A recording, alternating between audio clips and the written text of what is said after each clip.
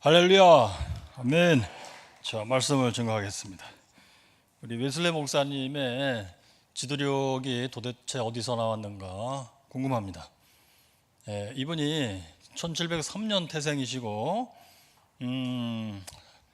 1791년에 이제 하나님께 가시는데, 이분 생애 동안에 53년에 걸쳐서 부흥이 있었어요.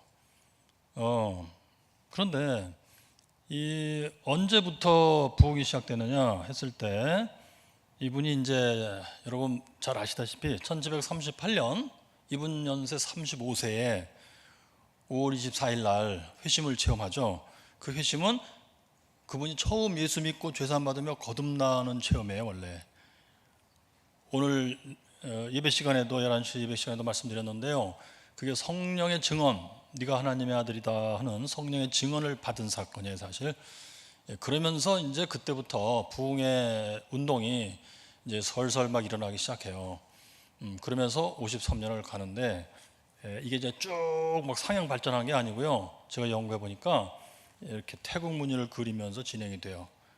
그러니까 39년에 회심하고 1년 뒤에 39년 4월 달에 이분이 처음 길거리 선교를 해요. 길거리 설교. 그럴 때 한 3천여 명이 들었다 이렇게 돼 있고, 그 중에 대여섯 명이 와서 우리도 당신이 말하는 대로 예수 믿고 구원받길 원하니 우리를 지도해 주시오. 그래서 웨슬리 목사님이 우리 그럼 일주일에 한 번씩 모이자. 모이면은 성경 읽고 설명해 주고 같이 찬양 부르고 같이 기도하고 이제 이런 식으로 진행이 됐던 거예요. 그럼 이분들이 며칠 지나서 예수 믿고 죄사함 받으면 거듭나는 체험을 하고, 어떤 사람은 뭐 조금 1, 2주 지나서 체험하고, 이렇게 진행이 됐던 겁니다. 39년부터 이제 쫙 위로 올라가요. 그래가지고 막 부흥이 막 열심히 잘 일어나요. 그리고서는 이제 10년 지나면 49년, 50년쯤 되죠. 그때까지 잘 일어나요. 1750년부터는 밑으로 내려가기 시작해요. 밑으로 내려가요. 그리고서 한 10년, 거의 9년을 가요. 거의 10년. 그러니까 막 바닥을 치는 거예요. 59년 정도 되면. 그러다가 갑자기 바닥 치면서 다시 위로 올라가요. 이때가 부흥운동 2차 시기인데, 2차 부흥운동 시작인데 59년. 이때는 그 앞에서 예수 믿고 구원받았던 사람들, 이게 다 메토디스트잖아요. 그 당시에 웨슬리 목사님 가르침을 따라서 예수 믿고 구원받고 하는 일들이 일어난 거예요. 영국에서요. 그 예수 믿고 구원받은 체험을 했던 사람들인데, 그 앞에 침체기가 있었잖아요. 이때 이 사람들이 같이 침체가 돼요. 그래서 힘들어서 낑낑거리고 예수 믿어도 왜 힘드냐 그러고 우리하고 똑같아요, 보니까. 그러다가 갑자기 이들이 뭐 특별히 노력했냐면 그것도 아니고 낑낑댄 거예요. 그냥 힘들어하고, 하나님 여기서 우리를 건져주세요. 우리가 거룩하게 되고 그리스도의 완전을 받아야 된다고 웨슬리 목사님이 강조했는데, 완전은커녕 앞에 받은 것도 유지 못하고 막 낑낑대. 요것을 하나님이 보시는 거예요. 그러다가 59년쯤에 위에서부터 갑자기 은혜가 막 쏟아져 가지고, 이때 그리스도의 완전을 받기 시작해. 이 사람들이요, 영국에서 수십 명 수백 명 생기고, 이게 영국 전역에 막 퍼져요. 그래가지고 한 10년을 또 가요. 그 기간 동안에 59년 이때 이제 처음 예수 믿고 구원받는 사람 숫자도 막 늘어나고 하면서 또 신나게 막 올라가요. 10년. 그러다가 또 침체기가 와가지고 밑으로 내려가서, 웨슬리 목사님이 이제 88세, 80 넘어가지고 이제 막 그렇게 노인 할아버지 됐을 때인데, 그때도 이분이 막 정열적으로 설교를 쓰고 설교하고 막 그러시는데요, 그때는 막 혼내는 설교를 많이 쓰세요. 즉, 이 사람들이 예수를 제대로 믿으면 근명검사하게 산다. 그러면 이제 경제 활동을 그렇게 하면 그래도 돈이 모이겠잖아요, 그죠? 뭐 수십 년을 그렇게 살았으니까 돈이 생겼단 말이에요. 그래서 웨슬리 목사님이 하신 말씀이 설교에, 이 물질적인 것과 영적인 것은 반비례한다. 이들이 물질이 좋아지더니 영적으로 밑으로 깔아놓는다. 이게 나중에는 메토디스트라는 자랑스러운 이름만 남을 뿐 내용은 다 사라질 거다. 즉 감리교가 망할 거다, 이 뜻이에요. 그 예언까지 하셨어요. 아무튼 그런데 하나님의 역사는 그렇게 이렇게 태국무늬, 물결무늬를 그리면서 진행이 됐었더라고요. 자, 그런데 그것이 또 뭐 미국에도 전파되고 우리나라도 전파되고 막 이렇게 되잖아요. 독일도 전파돼요. 독일도. 우리나라는 그래서 감리교가 생겼잖아요. 그러면서 감리교 역사 보면 뭐 대단한 역사가 일어나고, 이제 고종 황제 때 아펜젤라 선교사가 들어와가지고 감리교 선교사 학교도 세우고 또 그 동료들이 병원도 생기고 그러잖아요. 그 아펜젤라 목사님이 이제 설립한 배제 중고등학교, 제가 또 거기를 다녔지 않습니까? 예. 그때는 공부 못한다고 그래가지고 배제 보낸 거예요. 뭐가 됐든 하나님은 그렇게 해서라도 배제를 보내시더라고요. 예. 할렐루야. 예, 감사합니다. 공부를 좀 못해야 되는 것 같아요. 아무튼 좋아요. 그래서 이 하나님이 왜 웨슬리 목사님을 통해서 이런 역사를 하셨는가? 이 정도 역사도 대단한 역사예요. 아무나 못해요, 그죠? 제가 웨슬리 목사님 한 30년 넘게 공부를 해봤는데, 제가 느낀 대로 요래서 하나님이 역사하시는구나. 그거 일단 먼저 말씀드리겠어요. 이게 챕터 1이에요. 챕터 2에 들어가서는 제 체험담을 좀 말씀드리겠어요. 챕터 3에 들어가서는 제가 또 이렇게 생겼어도 예언의 은사가 약간 있잖아요. 그렇게 해서 제가 집회하면서 뭐 체험한 것도 좀 말씀드리겠어요. 즉 우리가 뭐 지도력 그랬는데, 지도력의 목적은 결국 사람을 변화시키는 거예요. 사람을 성경대로 예수 믿고 변화되어서 죄인에서 거룩한 사람으로 변화되는 거예요. 어둠에서 빛으로 변화되고 죽음에서 생명으로 변화되고 변화 이거란 말이에요. 이걸 어떻게 하나님이 나를 통해서 역사하여 변화가 일어나느냐, 이거. 사람이 영혼이 달라지고 인생이 달라진다니, 이거 뭐 대단한 일이잖아요. 이거 어떻게 하면 생기는 거냐, 이게. 그거 저 느낀 대로 좀 말씀드릴게요. 첫째, 웨슬리 목사님. 이분이 그 당시 뭐 1700년대 영국에 사람들이 많이 있었죠. 그리고 이제 소위 영국 국교회인데, 국교회, 그게 영국 왕이 그 교회의 수장이에요, 수장. 예. 그런데 그때 영국 국교회의 교리가 약간 잘못되어 있었어요, 원래.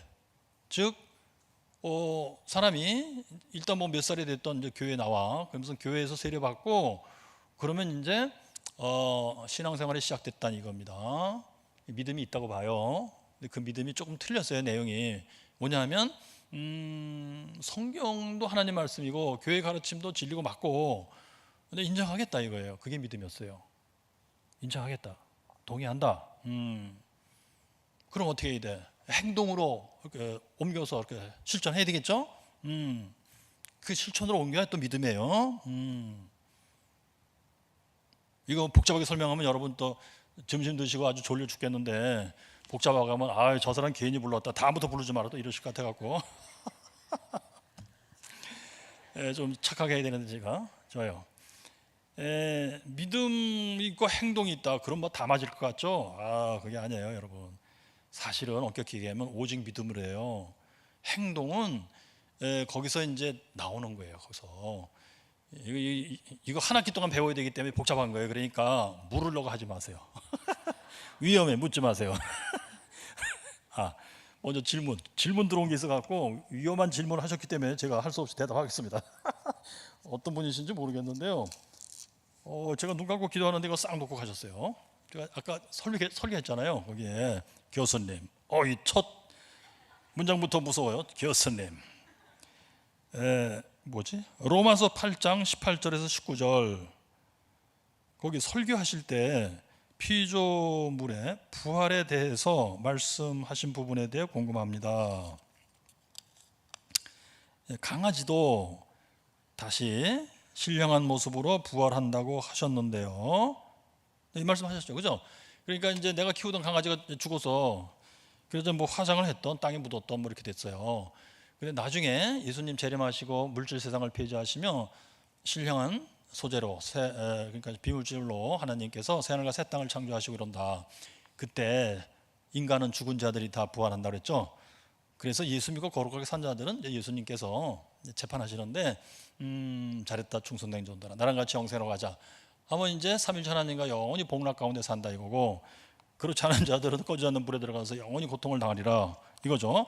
그런데 창세기 1장에서 아담과 하와를 만드시고 하나님께서 아담아, 네 아래에 있는 짐승들, 여기 물속의 짐승, 땅 위의 짐승, 하늘 위의 짐승들은 네가 다스려라. 하나님을 대신해서 네가 다스려라. 이렇게 했기 때문에 이 짐승들도 이제 보니까 로마서 8장에 여기 아까 18절, 19절 거기에 이 피조물들도 아담이 타락했을 때 하나님께서 땅을 저주하사 이렇게 하시죠. 그래서 그때 허무한 상태에 들어간다, 썩어질 상태에 들어간다. 결국 하나님께서 때가 됐을 때 예수님 재림하실 그때에 이제 폐지해야 될 대상이 되어버렸다 이거예요. 그런데 그때 이 피조물들, 요거 특별히 짐승들이에요. 여러분들을 너희들도 하나님의 자녀들의 영광의 자유에 같이 들어가게 하겠다라고 소망을 주셨다고 되어 있어요. 그래서 이 피조물들이 그것을 소망하며 그걸 기다리느라고 지금 탄식 가운데 기다리고 있다 이렇게 되어 있는 내용이에요 이게. 예. 그러니까 그때가 되면 이 짐승들이 다 신령한 몸으로, 비물질의 소재 신령한 몸으로 부활하는 거에 말하자면 해가지고 그 정체 그대로 우리 집 멍멍이, 우리 집 몽골이 그대로 내 곁에 있게 되고 나를 보고 반가워서 팔짝팔짝 뛰고 그럴 것이다 그 얘기예요 이게요. 예. 그러면 여기 강아지도 다시 신령한 모습으로 부활한다고 하였는데 그렇습니다. 예를 들어 닭, 오리, 토끼, 내가 잡아먹었던 그놈들은 이게 내 몸에 흡수되었는데 이들도 부활체를 갖나요? 이거요. 아버지, 그래도 제가 누굽니까? 아버지, 저도 만만치 않습니다. 여러분, 예를 들어서요, 내가 키우는 멍멍이를 글쎄, 옆집 아저씨가 어저께 잡아먹었어 글쎄. 그리고 어떻게 되는 거예요? 우리 멍멍이는 그럼 부활 못하는 건가? 당연히 하죠. 근데 이걸 착각하시면 여러분, 사람들이 옛날에 그랬어요. 우리 예수 믿는 분들도 사람 죽으면 화장하면 안 된다. 크리스찬은 화장해버리면 어떻게 부활하냐. 그러면 이렇게 땅에 묻어갖고 뭐 살은 없어지다가 또 뼈는 남아 있어야 되지 않냐. 그럼 뼈를 가지고 하나님이 살을 붙여서 부활시키는 거 아니냐. 착각이에요. 왜? 그때는 물질적인 소재는 다 없어진다니까요. 뼈도 물질이니까 하나님께서 그거 다 소멸해 버리는 거예요. 그리고서는 다 뼈고 뭐고 살고 신령한 소재로 다시 지으신다는 얘기예요. 그걸 어디서 볼 수 있느냐? 부활하신 예수님에게서 볼 수 있다 하고 복음서가 얘기해 준 거예요. 예수님이 뼈는 벌써 신령한 소재로 바뀐 거예요. 예, 그러니까 뭐 크리스찬이 예를 들어서 죽어서 땅에 묻든지 화장했든지 아무 상관없어요. 다 똑같아요. 왜? 전지하신 하나님의 전지 속에 다 입력되어 있는 거예요. 그 정체성이. 예? 그러니까 멍멍이, 몽골이 다 그대로 입력되어 있는데 그걸 가지고 하나님께서 신령한 소재로 다시 부활시키신다 이거예요. 예. 걱정 마세요. 그러니까 내가 잡아먹은 닭도 내 옆에 있을 거예요 이놈이. 그래서 그때 네가 나 먹었지 하고 원망하는 게 아니고 반가워서 아이고 너도 예수 잘 믿어서 왔구나. 예, 로마서 8장에 하나님의 자녀들의 영광의 자유에 같이 들어간다 그랬죠. 너도 예수 잘 믿어서 하나님의 자녀들의 영광의 자유에 들어왔구나. 그 자유가 썩어짐에서 벗어났다는 뜻이에요 원래. 썩어지지 않는 상태에 들어왔다는 뜻인데, 그래서 서로 만나서 반가워한다는 얘기입니다. 이거 걱정하지 마세요. 내가 뭐 오리 잡아먹어서 이거 큰일 났는데 이게 생각하실 필요 없어요. 전혀. 하나님의 전지라고 하는 거기에 다 입력돼 있어요. 하나님이 창조해서 이 땅에서 왔다 갔다 했던 그런 이 동물적 존재들이다. 이해가 되시죠? 주변에 한번 쓸 수 있겠죠? 예. 좋아요. 예, 이분들은 뭐 끔찍 웃으시는 분들이라는 걸 제가 아침에 다 파악했기 때문에 자, 각설하고 이제 위슬리 목사님의 지도력이 도대체 어떻게 나왔느냐, 하나님이 뭘 보고 기뻐해서 역사하셨느냐 이거예요. 첫째가 이겁니다. 그분이요, 영국 국교회의 교리가 잘못되어 있었다고 그랬죠, 구원론이. 근데 그것을 열심히 따라갔던 거예요. 그래서 죽을 때까지 거룩하게 살면 내신 성적이 잘 올라가서 죽을 때 하나님이 딱 보시고 너 내신 성적 많이 올라갔고 점수가 합격 점수야. 그러니까 너는 구원, 내가 너를 의롭다고 칭의해서 데려간다. 죽을 때 칭의를 받는다고 잘못 생각한 거예요. 예. 그런데 이게 이제 영국 국교회 교인들은 다 이렇게 생각하고 간 거예요. 근데 웨슬리는 거기다 또 열심을 내갖고, 머리도 좋은데 열심을 내갖고 1등으로 맨 앞장서서 달렸던 겁니다. 초격차의 정신으로. 그게 여러분들이 잘 아시는 홀리클럽이었던 거예요. 근데 하나님이 딱 보시고 어떻게 생각하셨겠느냐, 제가 볼 땐 이거예요. 제가 쓸만하다. 열심히 된다. 그리고 양심적이다. 교회 가르침대로 진짜 그대로 정신 차려서 살고 정직하게 성실하게, 예? 양심적으로. 그런데 단 교회의 구원론이 틀려 있었던 거예요. 그거 하나 고쳐주면 얘는 쓸만하겠다예요. 그런 사람을 하나님이 주목하신다예요. 자, 그러니까 교회 나와서 뭐 목사님이 구원론을 잘 가르치셨는데 본인이 잘못 알아들었어. 그래가지고 물어보면 엉뚱한 얘기하고 그래. 예, 그래도 성실하다, 양심적이다, 해보려고 열심을 낸다, 그러면 쓸만한 사람이에요. 하나님은 그런 사람에게 주목하시더라. 그리고 이 잘못된 걸 고치시려고 하나님이 역사해 주시는 거예요. 그래서 그 하나님의 역사 때문에 이 개인의 인생에서는 뭐가 시작될까요? 우리 담임 목사님께서 쓰신 책, 그거예요. 바로 광야 학교가 시작됩니다. 네, 저 같으면 표현하기를 행복한 교도소, 거룩한 교도소가 시작됩니다. 그 교도소라고 부르는 이유는 뭐냐면요, 이 세상은, 지구는 제가 볼 때, 제가 2013년에 깨달은 건데, 이거 호텔이 아니에요. 보니까 호텔의 반대말이 교도소예요. 호텔은 뭐냐, 이거 교화하려고 있는 게 아니에요. 호텔은 내가 돈 내면 내가 시키는 대로 원하는 대로 해주는 데예요. 근데 육신 위하라고 있는 거예요. 그죠? 육신을 위하라고. 아침에 제가 썼던 표현 아시죠? 예, 몸에 뚫린 군형마다 즐겁게 하라, 이거예요. 그게 호텔이에요. 근데 교도소는 그게 아니에요. 반대예요. 교도소 소장이 원하는 대로 해야 돼요. 교도소 소장이 이 지구의 주인 하나님이에요. 하나님이 원하신 대로. 그래서 이 세상은 마음대로 안 돼요, 결국. 그래서 인생은 마음대로 안 돼요. 그런 말이 있는 거예요. 왜 그렇게 하시느냐, 하나님이. 목적은 교도소 치면 교화인데 우리 성경 말씀은 성화예요. 거룩하게 만들어서 예수님이 오셨을 때 잘했다, 충성된 종아, 이런 말을 듣는 존재로 만드시는 거예요. 그런데 이게 교도소니까 마음대로 안 되니까, 예수 안 믿고 살면 이 세상은 처음부터 끝까지 마음에 안 들어요. 진짜 마음에 드는 구석이 하나도 없으니까 몸에 뚫린 군형마다 즐겁게 하려고 애쓰며 사는 게 결국 뭐가 되겠어요? 애들은 돈 달래서 깎아 사 먹어야 되고, 그죠? 중학생 되면은 백바지 입고 다녀야 되고, 자전거 사내라. 고등학생 되면 오토바이 사내라. 이렇게 되는 거고, 예. 이제 취직해서 뭐 이렇게 도로 다니면, 예? 직장 생활하면 불륜해야 되고, 예. 그러면서 어떻게든지 그냥 견디며 살아보려고 애쓰는 거예요. 그게 교도소입니다. 그런데 예수 믿으면, 예수 믿음으로 죄사함 받고 거듭나서 성령님이 너는 하나님의 자녀라, 풍랑에 잠들었다, 기분 좋은 고요가 있다, 내 의인이 그리스도의 품에 안겼다는 안도감이 있다, 하나님이 내 허물을 다 덮어주셨다, 이런 기분이 무슨 기분이겠어요? 이게 성령의 증언을 받는 순간의 기분인데, 그걸 행복이라고 불렀어요. 예수님 목사님은 그 행복에서 거룩이 나온다고 봤어요. 그럼 거룩이 뭐냐 하면, 하나님이 날 사랑하신다는 것을 그 순간에 알아요. 예수 믿고 죄사함 받고 성령의 증언을 받을 때 그때 알아요.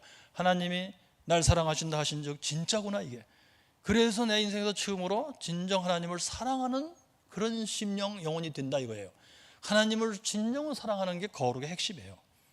이 사람이 어떻게 하나님을 사랑하게 됐어요? 하나님이 먼저 너는 내 자녀다 선언해 주시는 걸 성령을 통해서 알게 하시니까, 하나님의 사랑을 알게 하시니까 행복했어요. 내가 그 행복에서 하나님을 내가 진정 사랑하는 데가 나와, 이게 거룩이에요. 행복에서 거룩 나오잖아요. 그죠? 이 공식이 굉장히 중요합니다, 여러분. 근데 웨슬리는 회심하기 전에 어떤 공식을 사용했었어요? 거룩하게 살아야 죽을 때 구원받는다고 그랬죠? 그러면 거룩하게 살라고 무지하게 노력해야 그 열매로 행복해지느니라 라고 생각했던 거예요. 거룩에서 행복 나온다고 생각했던 거예요. 반대예요. 거꾸로입니다, 여러분. 거룩하면 행복하다고 생각하시면서 한번 해보세요. 진짜 되나 안 되나? 제가 텔레비를 보니까 불교에서는 동안거라는 거를 하더라고요. 동안거 맞나요? 그걸 뭐 몇 개월 할 수도 있고 3년 할 수도 있고 그렇더라고요. 방에 갇혀갖고 진짜 독방생활 하는 거예요. 밥도 바깥에서 넣어주고 그러는데, 그렇게 해서 깨닫고 나온다는 건데 뭘 깨달았는가, 이 사람들이. 자기 교회 절에 가서 다시 또 무슨 설법을 하더라고요. 3년 그렇게 독방생활 한 사람이. 그게 무슨 내용을 하나 들어봤더니 내용이 없어요. 뭘 깨달았는지 모르겠어요. 예, 거룩하면 행복해진다고 생각하고 그러는 모양인데 안 돼요. 저도 해봐도 안 돼요. 자, 그런데 예수 믿고 행복한다고 이제 진짜 이게 되면 거룩해지지 않을 수가 없어요. 네, 그것을 성경에서는 뭐라고 불러요? 성령 안에서의 즐거움이라 이렇게 표현하고, 행복해야 범사 감사하며 기뻐하가 되고, 그래야 이것이 진짜 잘 돼야 돼요. 그래야만 부모님이 날 낳으시도다 이 부모님의 은혜가 깨달아지고 감사하고, 하나님이 나에게 딱 맞는 아내를 주었다, 딱 맞는 남편을 주었다, 이렇게 해야 행복하고 감사하고, 그죠? 자녀들도 그래요. 이 범사 감사, 행복한 기분 때문에 범사 감사하고 기뻐해야 자녀를 주신 게 이 자녀들이 다 하나님의 선물이다 기뻐하고 그런단 말이에요. 거짓말 같으세요? 저희 집 둘째 놈이 ADHD라고 그랬잖아요, 그죠? ADHD 자녀 두신 분들은 아마 이해를 하실 건데, 예, 옛날에는 ADHD 지식이 없었어요, 우리나라가. 그래서 그런 종류의 사람들은 예나 지금이나 어느 민족이나 다 있어요. 전 민족의, 전 국민의 10분의 1 정도가 ADHD예요, 원래. 의사들이 그런 얘기 하더라고요. 그러면 우리나라에서도 이 지식이 없을 때는 보통 그런 사람들을 뭐라고 불렀냐 하면, 너는 도대체 누굴 닮았냐? 너는 항상 왜 이 모양 이 꼴이냐? 너는 언제 사람 될래? 예. 아유, 너 죽고 나 죽자. 예. 이게 웬 저주냐? 이랬던 사람들이 다 ADHD예요. 그러면 예수 안 믿고 살면 그걸 피할 수 없다니까요. 그럼 예수 믿으면 달라지느냐? 저를 예를 들어보면 그래요. 예, 자퇴하겠습니다. 말씀드렸죠. 근데 하나님 아버지 이거 어떡합니까? 그랬더니 내가 만세 전부터 예정한 바이라 자퇴해라. 할렐루야, 감사합니다. 하나님이 예정하셨단다. 자퇴하자 우리. 예. 이게 돼야 돼요. 예. 그리고 이 뭐 방 청소를 못해. 예. 돈을 못 벌어. 맨날 용돈 달래. 맨날 담배를 못 끊어. 이랬을 때 어떻게 해야 돼요? 하나님이 나에게 가장 좋은 자녀를 주셨다. 이거 하나님이 나에게 또 얘에게 좋으라고 일부러 이러신다. 여러분, 하나님이 머리털 하나락도 하나님이 다 세신 바 되었다 했는데, 머리털 나는 것도 하나님의 섭리고 빠지는 것도 하나님의 섭리라 하셨는데, 나에게 이런 아들 주시고 이런 아들이 사는 모양이 이 모양이 이 꼴이고 한 것을 하나님이 섭리한 게 아니겠습니까? 참새 한 마리도 하나님이 섭리해서 떨어지거나 말거나 한다는데, 이 귀한 인간 나의 아들을 하나님이 섭리 안 하셨다고요? 하셨단 말이에요. 근데 하나님이 구태여 왜 섭리를 이렇게 하실까 했을 때, 하나님 해도 너무합니다. 그런 믿음이 없는 사람이에요. 예수 안에서 나를 사랑하신 하나님이라는 개념이 없는 사람이에요. 말로만 그렇게 한 거예요. 예, 이걸 진짜로 믿는다면 하나님이 날 사랑하신다는데, 진짜 아니 예수님이 나를 위해서 죽으실 정도로 사랑하셨다는데, 이런 거 섭리하시는 모든 것이 다 하나님이 날 사랑해서 일부러 그러신다. 이것 때문에 좋은 일이 있을 것이다. 이 일 자체가 좋은 일이다. 너무 감사하다. 기쁘다. 이게 실제로 돼야 된단 말이에요. 이게 잘 안 되시죠? 그럼 어떻게 해야 돼? 외우고 다녀야 돼요. 하루 종일 외우고 다녀요. 하나님이 일부러 그러신다. 좋으라고 그러신다. 너무 감사하다. 너무 기쁘다. 아침에 눈 뜨면 그거부터 해야 돼요. 그거부터 해야 돼요. 하나님, 내가 오늘도 행복한 교도소, 거룩한 교도소에서 눈을 떴나이다. 하나님께서 모든 것을 나에게 가장 좋게 섭리하시고 주셨다니 감사합니다. 기뻐합니다. 이래야 된단 말이에요. 어느 정도로 이걸 해야 되느냐? 아주 입에 배야 돼. 인이 배겨야 돼요. 그래서 제가 간증했잖아요. 11시 예배 때 한 것 같은데, 첫째 아들을 하나님이 데려가셨어요. 그랬을 때 하나님이 좋은 때 주시더니 진짜 좋은 때 데려가셨다. 감사하며 기뻐하자. 진심으로 이 말이 나와야 된단 말이에요. 그게 진짜 예수 믿는 사람이에요. 그것이 진짜 믿음 있는 사람, 그 믿음이 영혼을 평온케 하여 파도가 잠든 잔잔한 바다와 같다. 우리 찬송가도 있잖아요. 내 영혼 평안해, 내 영혼 평안해가 바로 그 뜻이에요. 영혼의 평온. 평온이 뭐냐? 고요함. 예, 영어로 serenity of soul, 영혼의 고요함. 예, 평온, 평화. 예, 이거예요. 자, 그런데 리슬리 목사님이 회심 전에는 이걸 거꾸로 알고 있었어요. 거룩하면 행복한다로 거꾸로 알고 있었는데, 이제 이것을 깨닫게 하는 사람이 있었어요. 자, 첫째, 자 여러분, 하나님이 누굴 주목하시느냐? 교리를, 성경의 이치를 처음에는 잘못 알 수가 있어요. 흔히 잘못 알아요. 그래도 하나님은 그것을 아직은 탓하지 않으세요. 그 사람이 진짜 양심적이고 성실한 사람이냐, 진짜 해보려는 열심히 있는 사람이냐, 그것만 주목하십니다. 그리고 이제 잘못된 진리를 뭔가 이게 진리가 엉클어져 있어요, 이 사람. 그러면 그것을 하나님이 고쳐서 쓰시려고 그래요, 보니까. 그래서는 사람을 붙여주시더라고요. 둘째가 이거예요. 사람을 붙여주시는데, 말하자면 내가 어느 교회 목사님 설교를 들어보니까 눈이 열리기 시작한다. 이거 사람을 붙여주신 거예요, 하나님이. 예. 또 그 교회에 뭐 이렇게 무슨 청년부 대학부 나갔더니 거기서 뭔가 이게 도움이 되는 얘기를 들어서 그 사람 붙여주신 거예요, 뭔가. 예. 또는 심지어는 자기 집에 남편, 부인이 하나님이 붙여주신 사람일 수가 있어요. 저 같으면 저희 집사람이 하나님이 붙여준 사람인데 대개는 혼내는 거예요. 잔소리하는 거예요. 예. 그걸 통해서 맞아, 당신 말이 맞아. 예. 그 말을 안 들었다가는 뭐 또 며칠 동안 시베리아 냉장고처럼 되니까 집안이 아주 못 살아요, 사람이. 그러니까 말 잘 들어야 돼요. 그래서 제가 개발한 종교가 있습니다. 아멘 교회. 그냥 무조건 아멘. 그냥 아멘, 아멘. 그러면 집안이 평안하고 영혼이 평안합니다. 그건 아무 말이나 아멘 하느냐? 아무 말이나 아멘 하세요. 그거 따져가지고 뭘 거주시려고. 시베리아 냉장고 되면요, 뼈가 사가요. 그러니까 뼈 사가서 죽기 전에 아멘을 잘 하시면 돼요. 맞지. 진짜 농담 아니고 진짜. 제가 이제 제 제자 되는 목사님께 이걸 가르쳤어요. 밥 먹으면서 가르쳐줬어요. 그랬더니 하루는 교수님, 제가 아멘교로 승리했나이다. 그래? 어떻게? 그랬더니 그래서 제가 자고 있었는데 밤에 잤나 봐요. 부인 사모님께서 옆에서 잤겠지. 근데 새벽쯤에서 갑자기 사모님이 따귀를 때는 거예요, 목사님. 그래서 깜짝 여보 왜 그래? 그랬더니 내가 방금 꿈을 꿨는데 말이지, 당신이 우리 교회에 무슨 집사냐고 속삭거리고 있더라고. 그래서 내가 따귀 때린 거야. 아니 꿍꿍 거가지고. 근데 그때 목사님이 이런 정신이 나갔나, 이거 왜 이래, 이렇게 안 하고 아멘 그랬대요. 제가 가르쳐준 대로 아멘, 할렐루야 여보, 다시 잡시다. 그래가지고 제가 아멘으로 승리했나이다. 이거 보세요, 여러분. 제가 낮에도 말씀드렸잖아요, 그죠? 성령의 역사를, 하나님 주신 은혜를 포착을 잘해라. 그리고 아멘, 그 은혜를 착한 마음으로 잘 받아야 된다. 그리고 그 은혜를 잘 간수하고 키워라. 그래야 네가 하나님의 은혜로 성장하리라, 네가 거룩해지리라, 네가 복을 받으리라. 이 말씀 그대로예요, 여러분. 예. 자, 그래서 웨슬리도 이제 첫째 양심적이고 성실한 사람이라서 하나님 눈에 띄었고, 근데 하나님이 이걸 고치시려고 사람을 붙여주셨는데, 이 웨슬리 경우는 붙여준 사람이 누구냐 하면요, 페이터 베일러라고 하는 독일 사람의 원래. 이 사람들이 이제 여러분 이제 흔히 들어보셨을 것 같은데요, 모라비아 교도라고 하는 사람들인데, 체코슬라바키아에 모라비아라는 지역이 있어요. 여기 전라도 이런 개념으로 모라비아라는 지역이 있어요.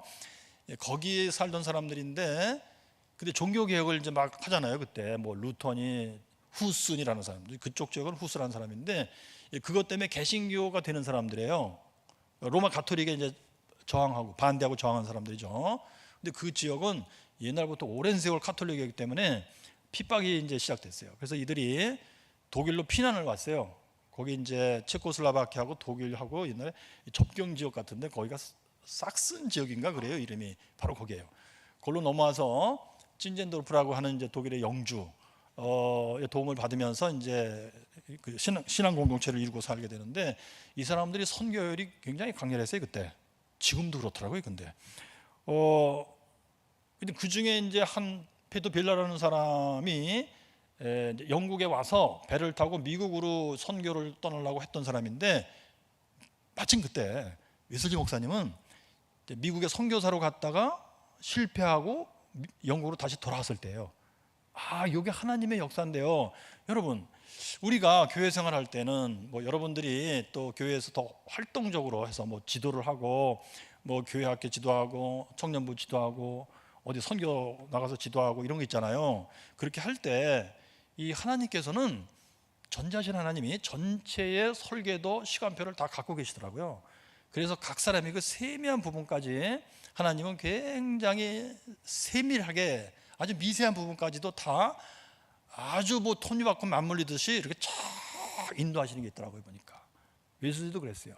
자, 그래서 이 사람을 붙여주시는 것을 잘 포착을 해야 된다 이거예요. 그래야 하나님이 나를 고쳐서 쓰려고 하시는 건데, 그 고치시는 작업을 내가 잘 받을 수가 있어요. 붙여주시는 사람을 잘 포착해. 그걸 통해서 하나님의 은혜를 잘 포착해야 돼요. 웨슬리 예를 들어 볼게요. 제가 복잡한 얘기 다 말씀드리면 이제 너무 시간 많이 드니까 중요한 것만 제가 말씀드릴게요. 1. 페토 벨러라는 이 사람은 웨슬리보다 한 7살 정도 어린 사람인데, 그 루터, 이게 이제 이 사람들이 독일로 넘어오면서 루터교를 이제 따르게 돼요. 루터가 성경을 다시 읽고 발견한 소위 이신칭이 있잖아요. 행함 없이 오직 믿음으로 예수 믿고 죄 사함 받으며 거듭나 구원 받는 거다. 그리고 거룩하게 산다. 이걸 아주 정확하게 잘 알고 있었어요. 그래서 웨슬리를 만나서 해준 얘기가 이거예요. 너의 틀린 교리를 잘라내야 돼. 너의 틀린 철학을 버려라, 이렇게 했어요. 철학이라고 그랬어요. 버려라, 이렇게 했어요. 그러면서 가르쳐 주기를, 여러분, 웨슬리가 말이죠, 미국에서 선교사 실패하면서 이제 배 타고 이제 영국으로 돌아올 때 배 안에서 메모를 쓰는데 보니까 이 성경을 읽어보니까 믿음으로 구원받는다고 써 있는데, 어떤 믿음이냐? 그 믿음 내용을 성경을 인용했으니까 아주 정확하게 써놨어요. 맞는 내용으로. 웨슬리가 여기까지 올 때까지 힘들었어요. 사실 미국으로 선교사로 갈 때 이분이 이신칭에 대해서 전혀 모르고 있었어요. 보니까. 그리고 거룩하게, 죽을 때까지 거룩하게 살면 죽을 때 구원받고 죽는다, 이러고 알고 있었는데, 자 여러분, 하나님께서 웨슬리를 고쳐 쓰시고자 하는 역사 중에 이런 게 있어요. 보니까 미국에 이제 선교사로 갔잖아요. 그래가지고선 아직 배 안에 있었어요. 그래서 모라비아 교도 중에 대표를 불러서 배로 오라고 그래가지고 이제 서로 얘기할 걸 얘기하고 협의하고 하면서 이제 상륙해서 이제 육지에 들어가는 건데, 이때 웨슬리가 보고, 그 모라비아 이제 대표 슈방엔베르크라는 목사가 있어요. 이분이 이제 배에 왔어. 그랬을 때 물어봤어요. 내가 어떻게 행해야 죽을 때 구원을 받을 수 있습니까? 이런 의미로 물어봤어요. 그랬더니 슈방엔베르크 목사는 영국 국교의 교리가 틀려 있다는 걸 잘 알았기 때문에, 이 젊은 목사가, 지금 나이가 33세의 웨슬리가 머릿속에 맞는 구원 이치를 알고 있나 아니면 틀린 이치를 알고 있나를 확인하려고 내가 먼저 질문 몇 가지 하겠다 그랬어요. 첫 번째 질문이 뭐냐면요, 당신 속에 내적 증거가 있습니까? 그랬어요. 그게 뭐냐면 로마서 8장 16절이에요. 성령이 너희 영과 더불어 증언하시기를 네가 하나님의 자녀라고 증언하셨느냐? 그거 했었어요. 그랬더니 웨슬리가 깜짝 놀랐어요. I was surprised. 이게 무슨 말이냐? 처음 들어보는 말이야. 그랬더니 이 슈방엔베르크 목사님이 딱 알아챘어요. 아, 이 사람이 뭘 잘못 알고 있구나. 두 번째 질문은 Do you know Jesus Christ? 그랬어요. 당신은 예수 그리스도를 아십니까? 영국 국교의 성직자예요. 웨슬리 목사님이 이때. 그랬더니 웨슬리 목사님이 잠깐 멈칫하더니 예, 압니다 하면서 대답하기를 I know that He is the Savior of the world. 예, 예수님이 이 세상의 구원자시라는 걸 나는 압니다 그랬어요. 맞는 말이죠. 틀린 말 아니에요. 그러나 슈방엔베르크 목사님은 벌써 눈치챘어요. 그래서 질문하기를 True, 맞아. 그런데 이 예수님이 너를 구원하신 일이 있다고 너는 알고 있느냐? 예수님이, 그 예수님이 너를 구원하신 게 있느냐, 그거예요. Do you know that He has saved you? 예수님이 너를 구원하셨다는 사실이 있고 그것을 네가 알고 있는 거야, 아닌 거야 혹시? 그랬더니 웨슬리 대답이 I hope He has died to save me. 예수님이 나를 구원하기 위해서 죽으셨기를 나는 희망합니다 그랬어요. 그거 뭐요? 내가 죽을 때까지 거룩하게 살아서 내신 성적이 많이 올라가면 하나님이 그때 나를 구원하고 내가 구원받고 가게 될 거야. 난 그걸 희망한다. 그렇게 되면 예수님이 나를 위해서 죽은 게 되겠지. 이렇게 된 거예요. 그랬더니 슈방엔베르크 목사님이 질문하기를 Do you know yourself? 그랬어요. 너는 네 자신을 아느냐? 그랬어요. 그래가지고 구원 못 받는다는 너의 존재를 네가 알고 있느냐 혹시? 그랬더니 웨슬리가 I do. 예, 압니다 그랬어요. 그러면서 이어서 쓰기를 I fear they were vain words. I do 라는 이 두 글자는 내용이 없는 헛된 얘기가 아닐까라고 나는 두려웠다 마음속에서. 이렇게 써 있어요. 그러니까 웨슬리 목사님이 이거 구원받은 사람이냐고요? 아니죠. 그 대신 양심이 깨끗한 사람이었어요. 성실한 사람이고 내가 노력을 하려면 좀 목숨 걸고 노력을 할 내가 자신은 있다 이거였는데 구원의 이치를 전혀 모르고 있었던 거예요. 그죠? 자, 그런데 미국에 선교사로 있는 한 1년 반 정도인데 모라비아 교도 선교사들이 그 주변에 있었단 말이에요. 같이 선교하고. 그래서 그들과 자주 만나요. 그래서 대화하는 가운데 사람의 행동으로 구원받는 게 아니고 행함 없이 오직 믿음으로 구원받는 거야. 이거를 뭐 귀가 따갑게 들어요. 그런데도 웨슬리 목사님은 이치에 안 맞는다고 생각했어요. 아니, 사람이 죄를 버리고 거룩하게 살아야 죽을 때 구원받지. 아니, 거룩하게 사는 노력도 없이 그냥 예수만 믿고 구원받는다고? 이렇게 생각한 거예요. 믿음이 뭔지를 몰라요, 완전히. 그런데 그래도 이 사람은 머리가 좋은 사람, 굉장히 배우려고 하는 마음이 큰 사람. 이게 중요해요. 하나님이 누굴 주목하시느냐? 양심적이고 성실한 사람, 동시에 진리를 알고자 사모하고 궁금해하고 열심히 있는 사람들이에요. 진리를 알고자 열심을 내는 사람이에요. 뭐 기존에 알고 있는 거 이건 됐지. 하나님이 주목 안 하시는 것 같아. 진짜 진리를 알고자 열렬한 뜨거운 가슴이 있어야 돼요. 그래가지고 웨슬리 목사님이 이제 선교사에 실패해요. 그래서 야반도주해요. 그래가지고 배 타고 영국으로 돌아오는데 배 안에서 쓴 메모에 보니까 믿음에 대해서 정확하게 썼더라고요. 왜? 성경을 인용하면서 썼기 때문에. 여기서 알 수 있는 게 있어요, 여러분. 믿음을 머릿속으로 정확하게 성경에 맞게 알아도 하나님은 아직 역사 안 하신다예요. 왜 그랬을까요?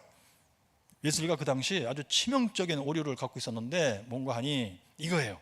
여러분, 하나님이 직접 우리에게 믿음을 주시며 그 주신 믿음을 내가 받고 착한 마음으로 순종할 때 예수 믿는 믿음으로 죄산 받고 거듭나서 새 사람이 되는 거예요. 그런데 이 믿음을 맞게는 써놨는데 내용을, 이것을 얻는 방법을 잘못 알고 틀리게 알고 있었어요. 얻는 방법을 몰랐어요. 뭐냐 하면 이걸 하나님이 주신다고 생각 못했어요. 그럼 어떻게 해야 돼? 자기 노력으로 만들 수 있을 거라고 생각한 거예요. 이게 바로 양심적이고 성실하고 열심히 있는 사람들이 빠지기 쉬운 오류예요. 그래서 웨슬리 목사님은 내가 이제 믿음으로 구원받는다는 걸 내가 알았다. 그리고 영국에 와서 이제 다니면서 교회마다, 이분이 이제 그러니까 담임한 교회가 아직 없었어요. 선교사 신분이니까 아직. 근데 그 당시 영국 내에도 담임자가 없는 교회들이 이렇게 더러더러 있었나 봐요. 그러니까 주일날 그런 교회 가서 설교해 주는데 하는 말이 이거예요. 영국 국교회의 교리에 반대되게 설명했어요. 여러분, 우리가 거룩하게 살면 죽을 때 구원받는다고 생각하시죠? 그게 아닙니다, 여러분. 행함으로 구원받는 게 아니고, 거룩하게 사는 행동, 행함으로 구원받는 게 아니고 오직 믿음으로 구원받습니다. 본인 자신은 믿음의 내용은 성경대로 정확히 알지만 이걸 어떻게 얻는 건지는 모르고 있었어요. 그 사람들이 그런 거예요. 다음부터 우리 교회 오지 말라 이렇게 그런 거예요. 자, 그러면서 써 있기를 그거예요. 그러면 이 믿음을 얻기 위해서 내가 어떻게 노력해야 될까 하면서 써 있는 글이 이렇게 되어 있어요. 규칙을 만들었어요. 읽어드릴까요? 규칙. 2월 28일 저널이라고 있잖아요. 웨슬리 목사님의 일지. 그 일기가 따로 있고 일지가 따로 있어요. 일기는 다이어리고 일지는 저널이에요. 이거는 항해 일지하고 같은 개념이에요. 좀 누구한테 보고하기 위해서 쓰는 글이에요, 원래. 웨슬리 목사님은 이제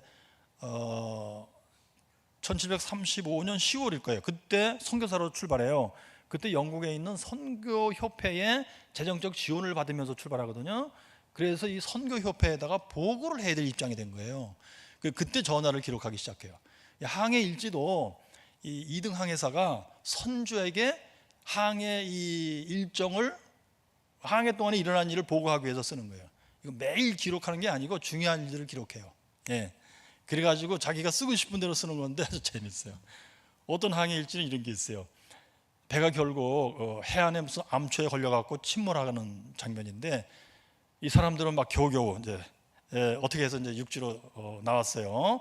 그리고 이제 침몰하는 배를 바라보면서 일지를 쓰는 거예요. 선주한테 보고하려고. 그런데 그때 석양이 뉘엿뉘엿 지는 거예요. 뻘겋게 이제 하늘이 돼 있는데 거기에 이제 배가 침몰하는 모습을 보면서 석양이 아름답게 붉게 물드는 가운데 우리 배는 괴성을 울리며 서서히 바닷속으로 가라앉았다. 이렇게 써놨어요. 그러니까 일지의 성격이 이래요. 문학적인 것도 막 섞고 막 이래요. 웨슬리가 일지 쓸 때 딱 그랬어요. 자, 그런데 여러분, 여기 2월 28일이 웨슬리가 영국으로 돌아왔잖아요. 그리고서는 이제 행함으로 아니고 믿음으로 구원받는 것까지는 알았어. 근데 믿음을 구하는 방법을 이렇게 생각했어요. 보세요. 내 자신의 행동 거지에 대해서 전에 정했던 규칙들을 새롭게 하여 기록하였다. 내가 정한 규칙을 성실하게 지키면 되는 줄 알았어요. 1. 내가 대화하게 되는 모든 사람들에게 절대적으로 정직하게 그리고 허심탄회하게 대할 것. 정직, 허심탄회. 이게 이 사람으로서는 굉장히 중요한, 하나님이 보실 때 기뻐하실 뭐라고 생각한 거예요. 여러분 주의할 점, 예수 믿고 죄사함 받으며 거듭나서 새 사람 되어서 이렇게 한다면 맞아요. 근데 이걸 통해서 내가 믿음을 만들어 갖고 구원받으리라 한다면 아주 치명적인 오류입니다. 왜? 믿음은 하나님의 역사예요. 하나님이 나에게 주셔서 내가 받아갖고 내 안에 믿음이 있게 되는 건데, 이걸 내가 만들겠다고 생각했으니 정반대예요.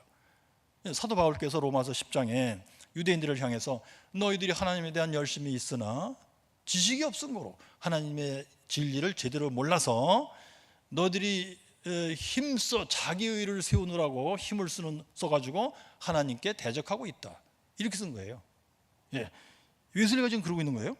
그 다음에 이 일을 할 때 지속적으로 진지함을 유지할 것, 한순간이라도 행동 거지에 있어서 여한 가벼움이라도, 그리고 한치의 가벼움이라도 예컨대 웃는 것을 자신에게 허용하지 말 것. 1700년대 우리 정조 대왕 시절이에요. 그때 생각해 보세요. 선비들 딱 그거예요. 지금 참 신기해요. 3. 하나님의 영광을 위하는 데 도움이 되지 않는 말은 하지 말 것. 특히 세속적인 것들을 손톱만큼이라도 말하지 말 것. 다른 사람들은 세속적인 것을 말해도 될 것이다, 아니 말해야만 할 것이다. 그러나 그것이 너에게 무슨 상관이냐, 너는 절대로 그러지 말아라. 4. 하나님의 영광에 도움이 되지 않는 즐거움은 취하지 말 것. 그러므로 네가 취하는 모든 것에 대하여 매 순간 하나님께 감사하되 내가 그것 안에서 그리고 그것 때문에 하나님께 감사할 수 없다고 분명히 느끼는 것은 어떤 종류락도 너에게 허용하지 말라, 거부하라, 이렇게 써 있어요. 그러니까 똑바로 살아가지고 믿음이 생긴다고 생각한 거예요. 그런데요, 재밌게도 여러분, 하나님은 이런 웨슬리를 기쁜 마음으로 주목하고 있었다는 사실이에요. 쓸만하다예요. 고치부만 고쳤으면 대단한 도구가 되겠다예요. 이겁니다. 그렇죠. 구원의 진리를 잘못 알고 있었어요. 그것만 고치면 돼요. 그런데 그걸 고치는 과정이 진짜 험난한 광야 학교였던 거예요. 자, 그렇게 하잖아요. 이제 이 시간이 많이 지나서 제가 간단히 중요한 거 말씀드릴게요. 자, 그러면서 벨러가 가르쳐준 것이 그거였었어요. 웨슬리야, 네가 믿음으로 구원받는다까지는 알았는데 그 믿음을 구하는 방식을 전혀 잘못 알고 있다. 그건 네 행동으로 네가 선하게 살아서 정직하게 살아도 되는 게 아니야. 그건 하나님이 주시는 선물인데 그걸 잘 받아야 돼. 그리고 하나님 주시는 믿음을 받으면 열매가 있어. 그 열매는 행복과 거룩이야. 그래서 웨슬리가 깜짝 놀래요. 여기 보세요. 3월 23일 나는 벨러를 다시 만났다. 그는 나를 갈수록 더욱 놀라게 한다. 살아있는 믿음의 열매들에 관한 그의 말, 그 믿음의 거룩과 행복이 동반된다고 하는 그의 말이 나를 더욱 놀라게 했다. 믿음을 가지면 행복과 거룩이라는 열매가 나온다고? 나는 거룩하게 노력을 하면 그 열매로 행복이 나오는 줄 알았는데, 그랬더니 그게 아닐세. 성경을 다시 읽어봐. 그래서 웨슬리가 이게 이제 거의 한 달 동안 읽어요, 성경을. 그래가지고 발견을 해요. 그 말이 맞다는 걸. 행복이라는 게 뭐냐면요, 아까 제가 낮 시간에도 말씀드렸던 바 로마서 8장 16절이에요.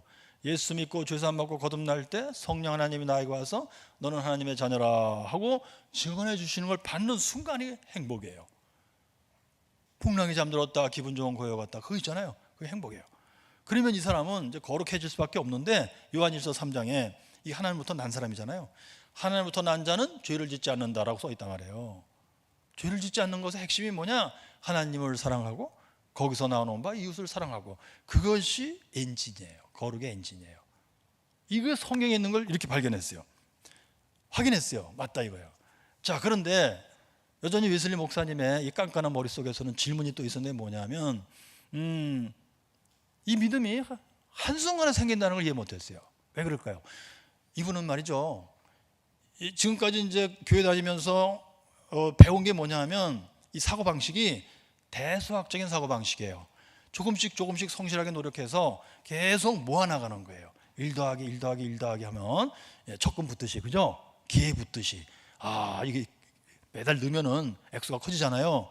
그렇게만 생각한 거예요. 그러니까 믿음을 만드는 것도 내가 노력해서 조금씩 해서 이렇게 크게 되면은 하나님이 인정하실까, 이렇게 생각한 거예요. 그런데 하나님은 살아계신 전능자 하나님, 전지전능하시고 지혜로우신 하나님, 한순간에 대수학적으로 역사하시는 분이 아니고 기하학적으로 역사한다는 사실을 몰랐어요. 기하학적으로 역사하는 게 뭐냐면요, 관역을 생각해 보세요. 관역, 화살 관역. 예, 그러면 이제 화살을 쏘면은 옆에만 잡고 맞아. 뭐 10점짜리 가운데는 안 맞고 맨 앞에 9점, 8점, 뭐 6점, 8점, 수도 없이 맞았어. 그러면 이거 다 더하면은 점수가 꽤 될 것 같죠? 근데 하나님의 계산 방법은 그게 아니에요. 가운데 10점짜리에 딱 맞지 않으면 다 0이에요. 그냥 아무 소용 없어요. 그런데 하나님이 하시는 일은 한 번 쏴서 10점짜리 가운데 딱 맞게 하는 거예요. 그때 믿음을 주시고 내가 믿음 받고 그 믿음으로 죄사함 받고 거듭나서 새 사람 되는 거예요. 이런 이치를 몰랐어요. 그래서 하나님이 이 믿음을 한순간에 주신다 하는 것을 이해를 못했어요. 그래서 그러나 그가 여기 보세요, 순간에 일어나는 일이라고 말한 것을 나는 이해할 수가 없었다. 이 믿음을 어떻게 한순간에 주시는 것이냐, 인간이 어떻게 한 번에 그렇게 어둠으로부터 빛으로 전향할 수가 있으며 죄와 비참으로부터 의와 성령 안에서의 기쁨으로 한 번에 바뀔 수가 있다는 것이냐. 성경을 다시 읽었어요. 자, 중요한 게 이거예요. 성경으로 들어가서 진리를 찾는 거예요. 이 교과서는 성경밖에 없다는 생각이에요. 이게 굉장히 중요했어요. 하나님은 누구에 주목하시느냐? 바로 이거예요. 아까도 말씀드렸듯이 성경이 유일한 매뉴얼이에요. 사용 설명서예요. 오직 이 성경에 하나님이 주신 정답이 있단 말이에요. 성경을 읽었더니 특별히 사도행전에 이제 예수님이 승천하시고 제자들이 이제 사도행전 2장에서 성령을 받고 이제 복음을 증거하고 다니잖아요. 그때 한 번에 3,000명이 듣고 회개하고 예수 믿고 구원받았다, 이런 기사들, 이걸 보게 되는 거예요. 성경에는 이 짧은 순간에 하나님 믿음 주시고 받고 구원받고 하는 일밖에 없더라, 이걸 알았어요. 그 다음에 마지막 질문이 뭐냐면요, 자, 하나님이 쓰실 만한 사람은 질문이 많아요. 그러니까 단순하게 아멘 아멘 하고 막 믿고 막 날치고 이렇게 해서 되는 게 아니에요. 하나님이 쓰실 만한 사람은 연구심이 있어야 돼요. 진짜 진리를 제대로 알고 싶고자 하는 가슴에 불타는 뭐가 있어야 되더라고요. 마지막 질문이 이거예요. 좋아, 성경에 보니까 네 말이 맞아, 벨라야. 그런데 오늘날은 더 이상 아니다 그랬어요. 왜? 자신의 눈으로 볼 때 영국에서는 그렇게 예수 믿고 한순간에 죄사함 받고 거듭난 사람을 못 봤다 이거예요. 자, 이때 하나님이 붙여주신 사람의 역할이 중요해요. 여러분들이 지도하시는 분들이 그 역할을 할 수도 있는 건데, 뭐냐면 이제 하나님이 붙여주신 사람, 도와주는 사람 속에 불이 타야 돼요. 그래서 벨라가 이랬어요. 영국에 그렇게 구원받은 사람들이 몇 명 있는데 내가 내일 당장 몇 명을 데려오겠다 그랬어요. 그 내일이 4월 23일, 5월 24일 날 회심하잖아요. 거기서부터 한 달 전이에요. 주일날이에요, 그때가. 웨슬리는 이제 예배 드리고 친구들과 같이 앉아서 열심히 또 믿음을 만들고 있었어요. 하나님 믿음. 이 믿음이라는 건 알긴 알았는데 이걸 뭘 어떻게 받는지를 정확히 모르고 어둠 안개 속에서 헤매는 상태인 거예요. 우리 예수 믿다 보면 그런 상태들이 쫙 있습니다, 사방에. 그거를 기도하시는 분들은 좀 잘 보셔야 돼요. 파악을 잘 하셔야 돼요. 그 세 사람을 데려왔어. 그래서 세 사람이 간증했는데 웨슬리가 들어보니까 자기가 성경에서 확인한 내용과 똑같아요. 그러면 이제 웨슬리가 나 졌다 하고 굴복해야 되는데, 이 사람이 누구예요? 뼈대 있는 집안에서, 그러니까 그 아버님이 이제 영국 성공회의 성직자란 말이에요. 어려서부터 뭐 굉장히 엄청난 독한 종교교육을 받으며 자라났잖아요. 그리고 이분은 어려서부터 막 철저히 초격차의 정신으로 살아온 사람이에요. 그 다음에 옥스퍼드 대학의 교수였어요, 이 사람이 그 당시요. 그런데 내가 졌어라는 말을 하기가 참 힘들었어요. 그때 그래서 웨슬리가 여기 지금 간증한 세 사람하고 벨로 너 하고 해서 네 사람 갖고는 증거가 안 된다 그랬어요. 근데 이게 맞는 말이에요. 귀납법이거든요. 예, 토끼 간이 있어. 그럼 증거를 대봐. 그럼 토끼 잡아야지. 배 갈라봤더니 간이 있음. 두 번째 토끼는 간이 없을걸? 두 번째, 있음. 10마리 잡아서 있음. 그랬더니 이러는 거예요. 지기 싫으면 어떻게 해야 돼요? 달에 있는 토끼는 간이 없을 거야. 달에 가서 잡아야지. 있음. 그럼 지기 싫으면 할 수 있는 말이 있잖아요. 1000년 전에 토끼는 간이 없을걸? 그러면 이거 증명할 수가 없어요. 이 방법을 쓴 거예요, 웨슬리가. 이 심경 이해하시겠어요? 하나님이 주목하시는 사람은 진리에 대해서 상당히 자부심 있는 사람들이에요. 뭘 잘못 알고 있을 때는 진짜 답답해 이때. 근데 이 사람은 고치면 하나님의 손에 의해서 고침을 받고 제대로 진리하면 그 진리의 자부심을 갖고 이것을 목숨을 바쳐 지키는 사람이 된다는 뜻이에요. 하나님은 그걸 주목하시더라고요.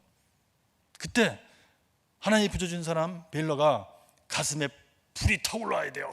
이때 베일러가 아유 내가 포기한다. 너 같은 인간은 내가 쳐다보고 싶다. 이러고 갔으면 큰일 날 뻔했어요. 근데 하나님께서 역사하신 즉 베일러가 불이 타갖고 이랬어요. 웨슬리야, 이렇게 구원받은 사람들이 영국에 8명이 더 있어. 내가 당장 데려온다 그랬어요. 그때는 카카오 택시도 없고 스마트폰도 없을 때예요. 막 떠다니면서 막 모아와야 돼 지금. 그랬더니 웨슬리가 잠깐 멈칫하더니 자기 이제 동료들이랑 같이 예배드리고 이제 기도하고 찬송 그러고 있었잖아요. 같이 일어나자. 그러면서 찬송을 불렀어요. 그 찬송가 제목이 여기 이제 보니까 주여 내 영혼이 당신 앞에 굴복하여 엎드립니다 라는 제목의 찬송가인데 그걸 부르면서 찬송을 부르면서 그는 반복하여 눈물을 훔쳐내었다. 웨슬리가 울면서 찬송을 불렀어요. 그리고 베일러를 데리고 자기 침실에 들어가서 둘이서만 한 얘기가 있어요. 베일러야 내가 졌다 그랬어요. 내가 더 이상 이견을 말하지 않겠다. 나는 졌다. 네가 말타. 그런데 나는 좀 억울하다 그랬어요. 나는 지금까지 조야한 죄를 짓지 않고 살았다. 그랬더니 베일러가 해준 말이 있어요. 나는 진짜 믿음이 없는 사람이야. 맞아, 네 말이 맞아. 나는 믿음이 없는 사람인 걸 내가 확신했다. 이제 했을 때 네가 믿음 없다 그랬지? 그렇다면 예수를 믿는 게 아니야. 예수 믿지 않는 죄 하나만으로 너는 지옥 가기에 충분해 라고 얘기해 줍니다. 그랬더니 웨슬리가 인정하고 맞다, 네 말이 맞다. 나를 위해 기도해다오 했을 때 베일러가 이제 위에서 기도해줘요. 주 예수여, 피 묻은 당신의 이름을 불러 우리가 기도하니 이 죄인을 구원해 주세요. 그때는 예수 영접 기도가 없었어요. 그때 웨슬리가 이제 나는 다 설득되었다 이렇게 생각한 거예요.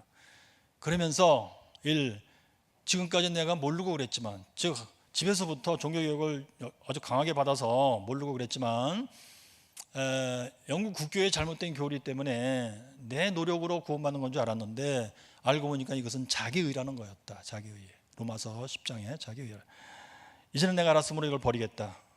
그리고 내가 이제 거룩한 행위를 한다는 게 뭐냐면요, 다른 말로 하면 은혜의 수단을 아주 힘써 행하는 거예요. 원래 은혜의 수단이 뭐냐면요, 이게 하나님께서 성경에 이러저러한 행동을 하라 그러면 내가 은혜를 주리라, 너한테 필요한 은혜를 주리라, 이렇게 돼 있는 내용들인데 이걸 정리하면 이렇게 돼요.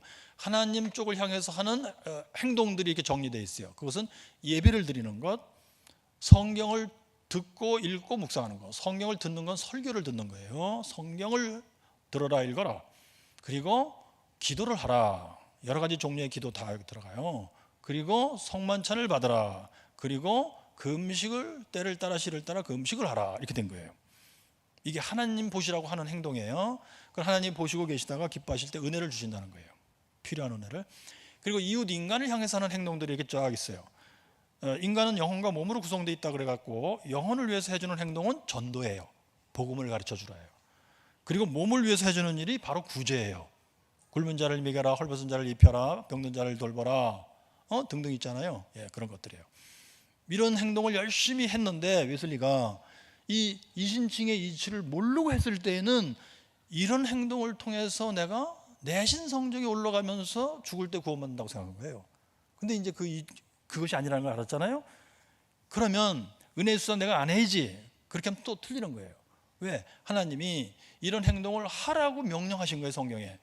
그러니까 사람은 예수 믿든 안 믿든 원래 이런 행동을 해야만 돼요, 사실은. 근데 예수 안 믿는 사람은 안 하겠죠. 예수 믿는 사람은 하는데 이 깊은 뜻을 알아야 돼. 뭐냐? 은혜의 수단을 행할 때에는 여기에 no merit, no power라고 돼 있어요. 웨슬리 목사님이 이거를 명백히 깨닫고 설교를 써요. no merit는 뭐냐? 공로가 없어요. 즉 하나님이 내가 이걸 행하는 걸 보고 이거 가치가 상당히 있군. 그럼 내가 이 가치만큼 내가 보답을 해야지, 이렇게 생각하는 게 아니야. 하나님은 이것 자체는 아무 의미가 없어요. 그리고 no power, 이 행동 자체가 나를 거룩하게 만드는 능력이 없어요. 이걸 아무리 해봤자 그것 때문에 내가 거룩해지는 게 아니에요.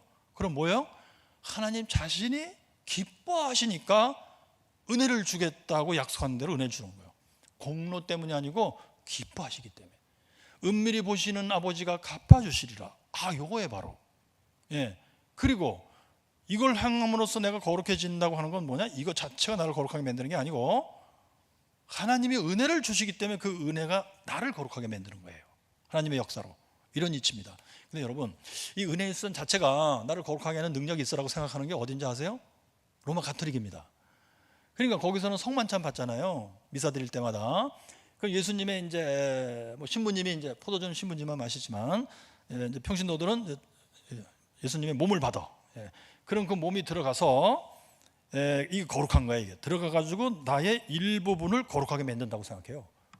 그래가지고 이것을 이제 집에 가져가서 선한 행동을 많이 하면서, 그 선한 행동이 다 은혜의 수단이에요 사실. 하면서 이걸 증식시키는 거예요. 그래서 이것이 증식이 많이 됐잖아요. 그럼 많이 거룩해지는 거예요 내가. 그러면 이것이 뭐예요? 공로예요. 그래서 이 공로가 나를 구원하는 거 하기에 충분했고 그거보다 더 많이 해가지고 잉여의 공로가 생긴다고 본 거예요. 잉여의 공로가 있는 사람들을 성자라고 부르는 겁니다. 이해가 되시겠죠?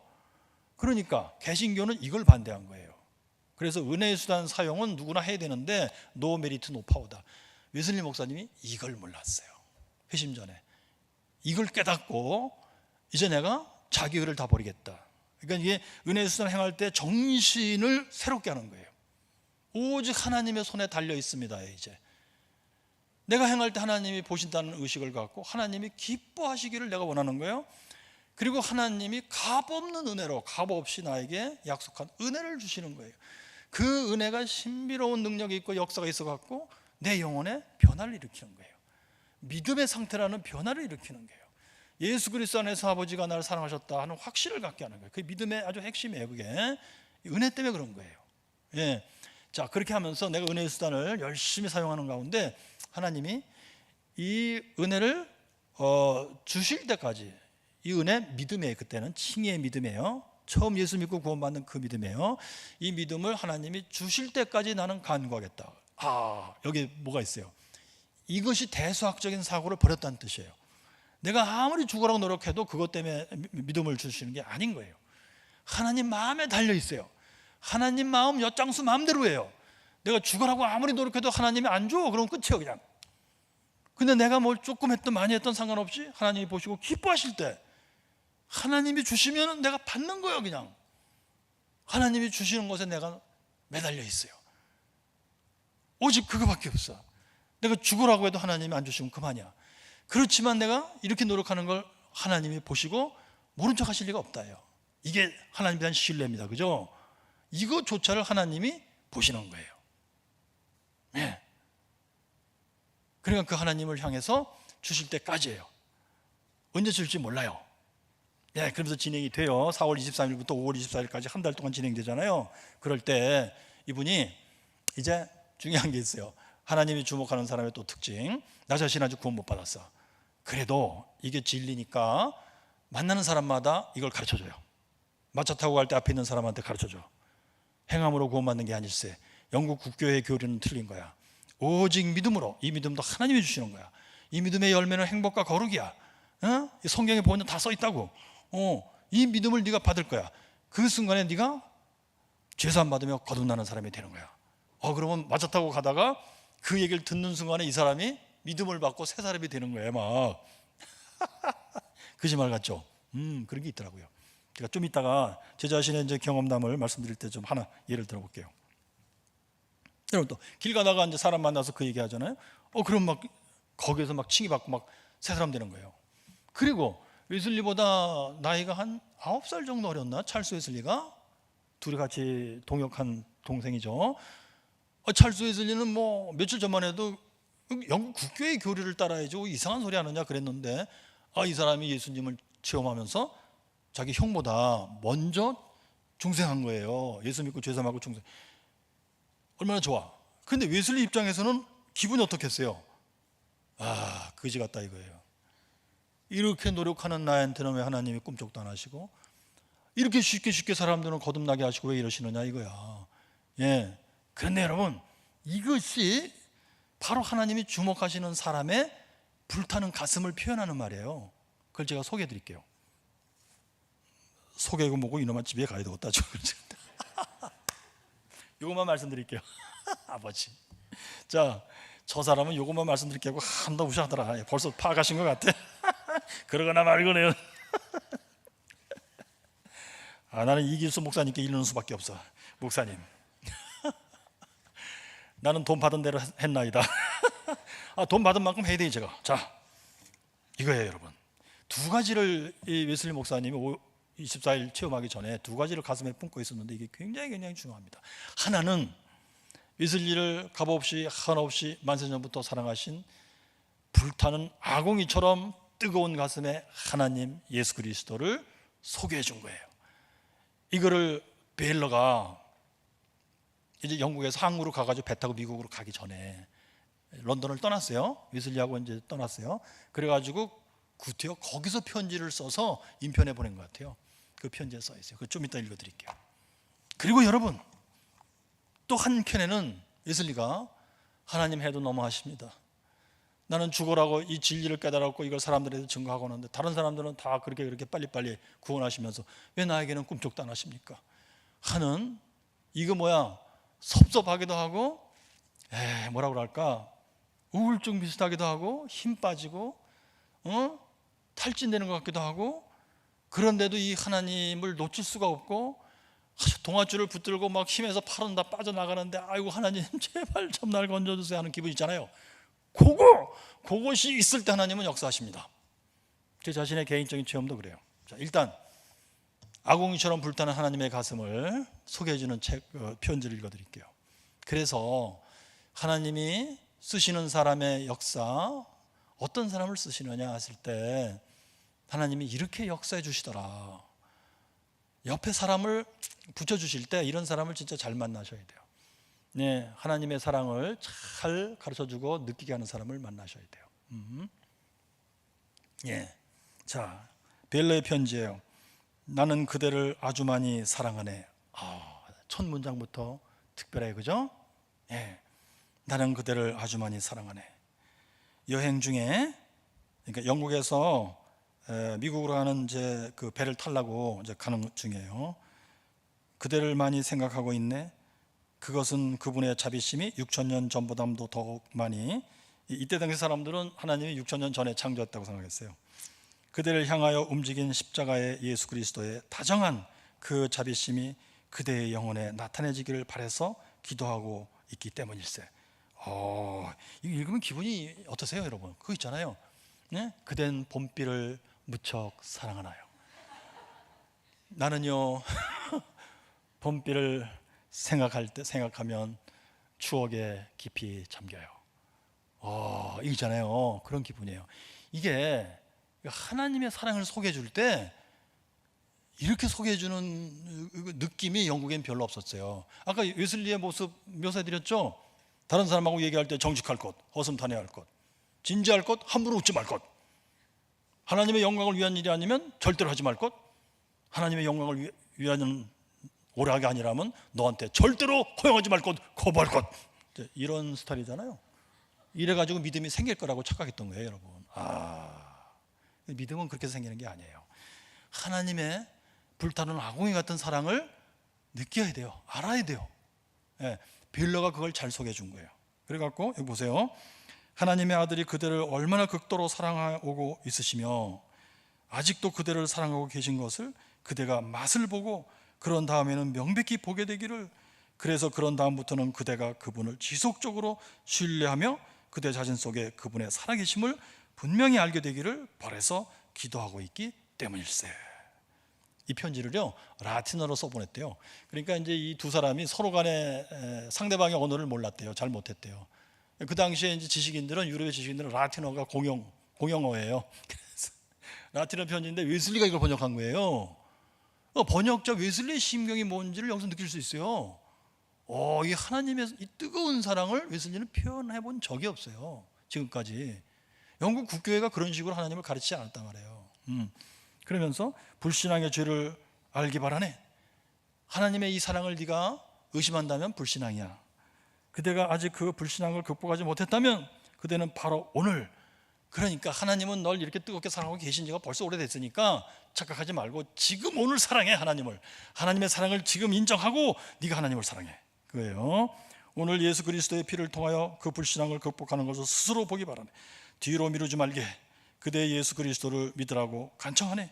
불쌍한 죄인들에게 그분이 주신 약속들을 마음에 새기되 그분이 다른 사람들에게 이미 행하신 그것을 이미 네 주변에서 다 예수 믿고 구원받았잖냐 그거예요. 그것을 그대에게도 행하지 않을 수가 없을 정도로 그렇게 마음에 새기기를 바라네. 이 마음에 새겨야 돼요. 그럼 어떻게 돼요? 그댄 봄비를 무척 좋아하나요? 이걸 여러 번 불러야 된다니까. 느껴질 때까지 부르고 눈물 날 때까지 부르고 그랬단 말이야. 이건 찬송 불러도 느껴지도록 눈물 날 때.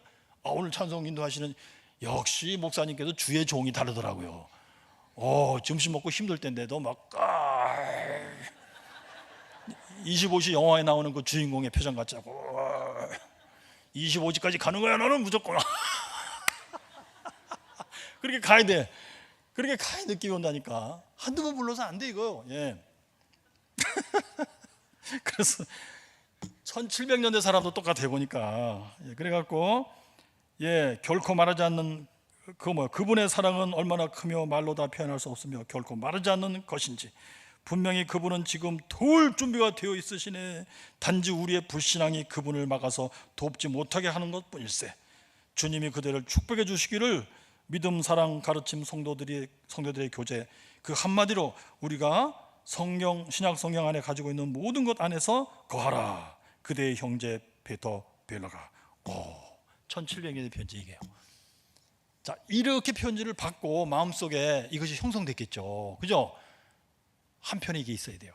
그러면서 동시에 이 하나님에 대한 섭섭한 마음을 그대로 표현했더라고요. 제가 그 편지를 읽어드릴게요. 웨슬리 자신의 친구에게 보낸 편지인데 아직 그 영국 국교에서 잘못 가르쳤기 때문에 이렇게 고생하는 거예요. 그래갖고 이진칭의를 알긴 알았는데 머리로 아직 믿음을 못 받은 또 한 사람의 영국 국교의 성직자 같아요. 이 사람이. 그 친구에게 보낸 편지인데 조금만 읽어드릴게요. 웨슬리가 말이죠, 자긴 구원 못 받았지만 진리를 가르치고 다녔잖아요. 그래서 그 심경을 표현하기를, 당신은 정작 죽은 자들을 일으키기 위하여 죽은 자를 보내시는 겁니까?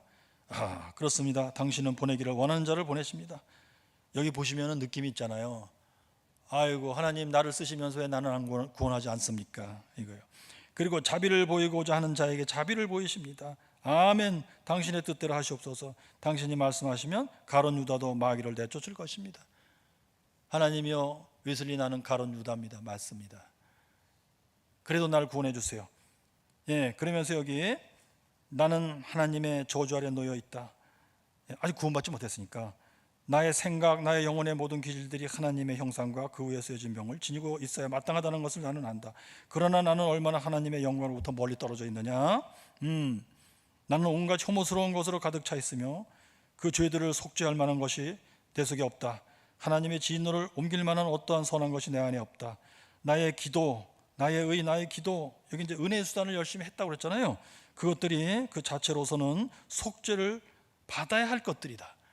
아직 죄 씻음을 받지 못했으니까 내가 하는 기도도 다 하나님 앞에 혐오스러운 거야, 말하자면.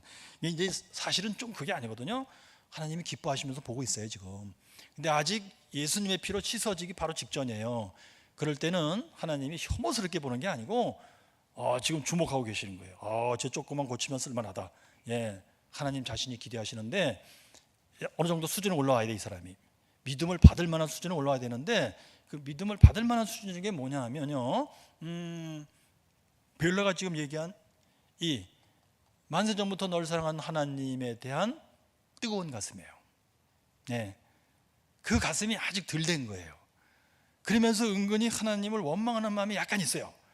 그러면서 힘들어하고 낑낑대는 마음이 있어요. 마치 더 하나님, 내가 죽게 생겼나이다, 나를 돌보시옵소서 하는 기분이에요. 근데 요 기분이 조금 너무 큰 거야 지금은. 요럴 때 하나님이 역사를 안 하시고 계속 쳐다만 보세요. 그러니까 낑낑거리고 죽겠습니다가 이제 기도가 올라가는데, 동시에 그러면서도 하나님의 뜨거운 사랑이 밑에서 올라오면서 이거를 추월해야 돼요. 그래서 회개 기도를 하고, 하나님 나는 아직도 죄인이야, 하나님이 보실 때는 아직 더러운 존재야 라고 기도하고 눈물 흘리고 하지만, 동시에 그러면서 뭔가 모르게 하나님의 뜨거운 사랑에 대해서 나도 뜨거운 마음이 위로 쫙 올라오면서 눈시울이 띄워지고 콧물이 흘리며 눈물이 흘리며 한번 회개 기도하는데 막 기분이 너무 좋아지는 거예요. 하나님이 곧 임하실 것 같은 거, 기분이 너무 좋아지는 거예요. 이런 기분이 될 때 하나님이 역사하신다 이겁니다. 자, 그래서 이제 웨슬리 목사님이 이렇게 이런 기분으로 있었는데 5월 24일 날 드디어 역사가 있었던 겁니다. 여러분, 제가 이제 너무 시간이 돼서 말씀을 정리하겠어요. 웨슬리 목사님이 5월 24일 날 회심을 이렇게 체험하면서 하나님의 역사가 본격적으로 시작돼요. 그런 가운데 도대체 이분 마음속에 뭐가 있었길래 하나님이 이토록 크게 역사하셨는가? 부흥의 역사. 근데 오늘날도 어떤 사람이 됐던 그냥 나 혼자 조용히 예수 믿어야지, 그런다면 구태여 이렇게까지 하실 필요는 없는데, 그래도 나 혼자 조용히 예수 믿어야지 하는 사람도 이게 있어야 제대로 예수 믿어요. 뭐냐면요, 이 사람의 이제 그 예수 믿는 내용 가운데 퍽 박혀 있는 게 뭐냐면 사실은 놀랍게도 예정입니다. 웨슬리 목사님의 예정에 대해서 제가 이렇게 번역한, 웨슬리 목사님 쓴 글을 제가 번역한 건데 거기 잠깐 읽어드릴게요. 여러분, 이분이 어떻게 생각하실 것 같아요? 쉽게 말씀드리면 이거예요. 하나님의 예정은 두 분야에 있어서 예정이 있어요. 첫째 분야는 일상적인 삶에 있어서의 예정이에요. 그거는 어떤 부모 밑에서 내가 태어난다, 내가 누구랑 결혼한다, 나에게 하나님이 어떤 자녀를 주신다, 어떤 직업을 간다, 이런 내용들이에요. 그리고 둘째 영역은 구원이에요. 구원에 있어서 구원 받겠느냐 말겠느냐를 하나님이 예정하시는 거예요. 있어서, 자, 첫째, 이게 일상적인 삶에서의 예정은 한마디로 운명이에요. 하나님이 일방적으로 정해버리고 이것은 바꾸는 게 아니에요.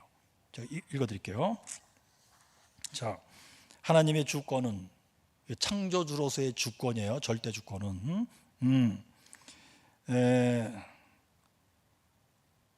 그 창조의 전반적인 정황 안에서 만물을 창조하는 시간, 장소, 방식 안에서 나타난다. 만물을 창조하는, 그러니까 우리 인간도 그 중에 하나예요. 언제 창조하느냐, 장소 어디서 창조하느냐, 어떤 방식으로 창조하느냐. 내가 이선희를 경기도 여주에서 어떤 부모 밑에서 태어나게 하리라, 이런 거예요. 그런 것을 창조주 하나님이 절대 주권을 가지고 결정하고 그렇게 행하신다는 거예요, 그냥. 그래서 그 다음에 사람들에게 자연적 기능들, 이 사람에게는 이런 기능, 저 사람에게는 저런 기능을 할당하는 데서도 나타난다. 달란트가 다 다른데 그것도 하나님이 창조주로서 다 지정해서 그렇게 창조하셨다는 거예요.